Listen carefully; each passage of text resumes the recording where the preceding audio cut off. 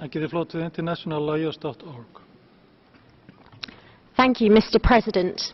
Internationallawyers.org and Geneva International Centre for Justice commend Brunei's active participation in the UPR process.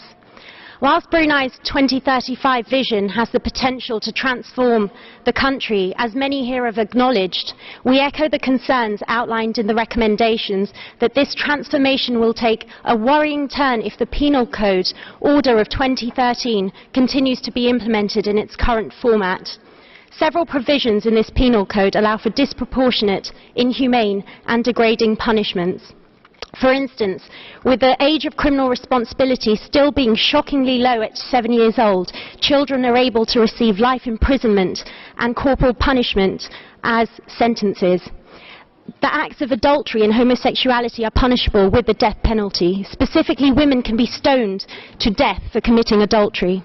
These disproportionate punishments are being applied to people who are already vulnerable and marginalised by society. They are flagrant violations of international law and particularly of treaties which Brunei itself has ratified. We urge the government of Brunei to amend or repeal these draconian provisions and remind them that they have successfully maintained a de facto moratorium on the death penalty for over 2 decades. Therefore, its introduction is a step backwards. At present, the government has acceded to 3 of the 18 core UN human rights treaties. This is certainly progress in the right direction, and we encourage Brunei to join other treaties and tangibly reaffirm their commitment to progressing human rights.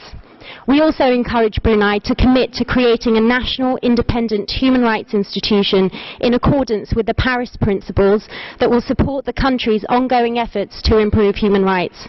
Thank you, Mr. President.